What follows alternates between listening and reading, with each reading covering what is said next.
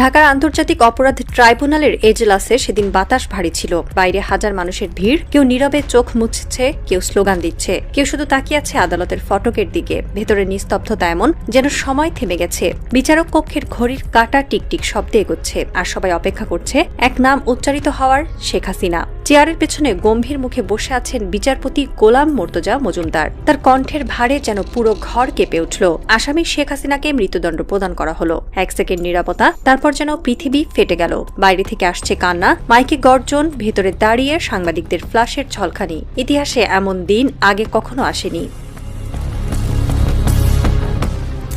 1960 সালের 15 জানুয়ারি ফেনীর ফুলগাজী উপজেলার হাসানপুরে জন্ম এক ছেলে শিশুর। সেই ছেলে একদিন হবে এমন বিচারক যিনি দেশের সবচেয়ে ক্ষমতাধর শাসকের বিরুদ্ধে রায় দেবেন তা কেউ ভাবেনি। তার নাম গোলাম মোর্তজা মজুমদার। 1982 সালে বিসিএস ক্যাডারে যোগদান করেই তিনি সহকর্মীদের কাছে পরিচিত হন বিচার বিভাগের নিঃসঙ্গ শের নামে। রাজনীতি, প্রভাবশালী নেতা, ফোন কল, কোনো কিছুই তাকে নত করতে পারেনি। তার এজলাসে দাঁড়িয়ে দাপুটে আসামিদের চোখে প্রথমবার ভয় দেখা যেত।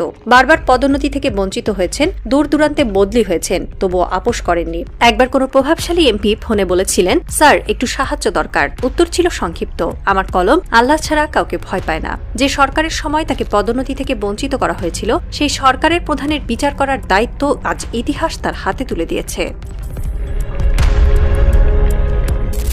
জুলাই বিপ্লব, যেখানে ছাত্র জনতার আন্দোলন দমন করতে গুলি চালানো হয়েছিল, রাস্তায় পড়ে থাকা মৃতদেহ, লাল পতাকার নিচে অসংখ্য মা বাবার কান্না, সেই দৃশ্যই পরিণত হয়েছিল শেখ হাসিনা সরকারের পতনের সূচনায়। রাষ্ট্র জানত এই হত্যার বিচার সহজ নয়। এখানে কেবল রাজনীতি নয়, আন্তর্জাতিক স্বার্থ, ভারতীয় চাপ, এমনকি পশ্চিমা প্রভাবও জড়িয়ে আছে। তবুও অন্তর্বর্তী সরকার সাহস দেখায়। তারা জানত ন্যায় বিচার করতে হলে সাহস লাগে, আর সেই সাহসের নাম গোলাম মোর্তজা মজুমদার। অবসরের পর নিভৃতে বসবাস করছিলেন তিনি। কোনো দল, কোনো রং নয়, শুধু বই, প্রার্থনা আর এক শান্ত জীবন। তাকে যখন ট্রাইব্যুনালের চেয়ারম্যান হিসেবে দায়িত্ব দেওয়া হলো, তিনি বলেছিলেন, আমি ভয় পাই না, কারণ আমি অন্যায় করব না।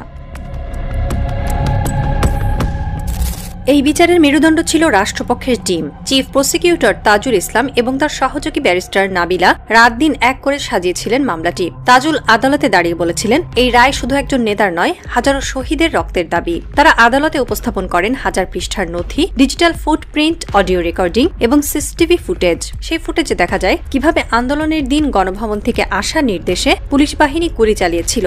সবচেয়ে বড় প্রমাণ আসে সাবেক আইজিপি চৌধুরী আব্দুল্লাহ আল মামুনের জবানবন্দিতে। তিনি স্বীকার করেন, আমরা গুলি চালানোর নির্দেশ পেয়েছিলাম সরাসরি গণভবন থেকে। বিচারপতি গোলাম মোর্তজা তার রায়ে লিখেছেন, যখন রাষ্ট্রের পুলিশ প্রধান স্বীকার করেন